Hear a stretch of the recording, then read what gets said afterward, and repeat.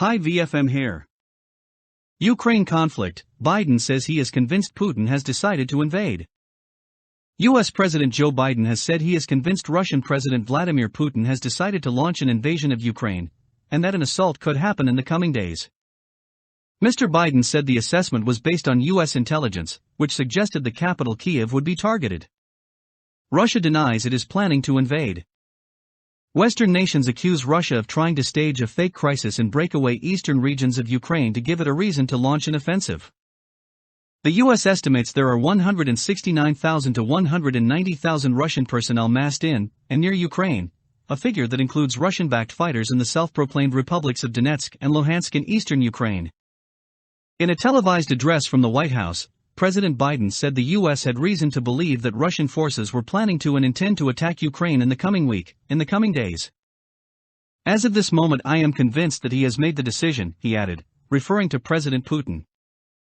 Previously, the president and his top officials have said they did not know whether this was the case. But he said, Russia could still choose diplomacy, and that it was not too late to de-escalate and return to the negotiating table. Earlier on Friday, in another sign of rising tensions, leaders of the two separatist areas announced an evacuation of residents, saying Ukraine had intensified shelling and was planning an attack. Ukraine has repeatedly said it is not planning any attack, and Foreign Minister Dmytro Kuleba dismissed what he called Russian disinformation reports. Denis Pushilin, head of the Donetsk People's Republic, DNR, announced the evacuation in a video purported to have been filmed on Friday. However, a BBC analysis of the metadata showed it was recorded 2 days ago, before the flare-up in hostilities. The Kremlin said President Putin had ordered that refugee camps be set up near the border and emergency aid paid to people arriving from the separatist areas.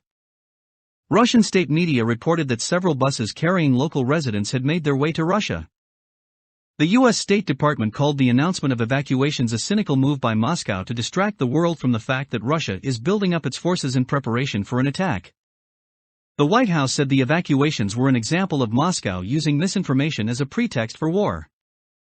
The announcement by Denis Pushilin that women, children, and the elderly will be evacuated to Russia is, potentially, a very troubling development.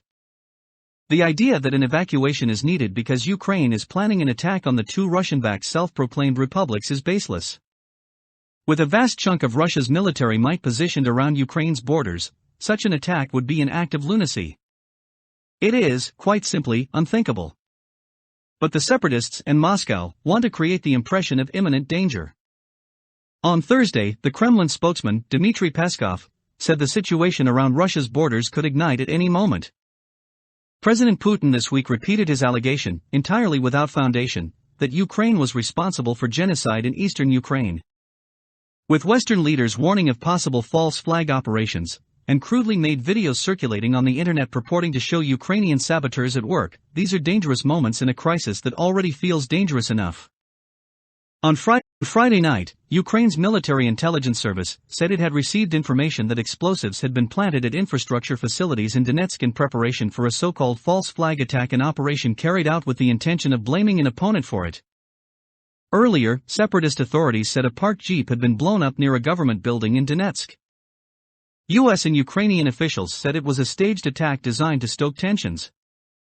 Russia has been backing an armed rebellion in Ukraine's eastern Donbass region since 2014. About 14,000 people, including many civilians, have died in fighting. Mr. Putin, meanwhile, said the situation in eastern Ukraine was deteriorating. At a news conference, he made unsubstantiated accusations of mass and systematic violations of human rights and enshrining in law discrimination of the Russian-speaking population in Ukraine. He said he remained willing to discuss the crisis with Western leaders, but accused them of ignoring Russia's security concerns and warned that any deal must include a legally binding pledge that the NATO security alliance will stop its eastward expansion. On Saturday, President Putin is expected to oversee major drills of Russia's strategic nuclear missile forces. Meanwhile, Ukrainian President Volodymyr Zelensky is due to travel to Germany to meet Western leaders at a security conference, with talks between him and US Vice President Kamala Harris expected.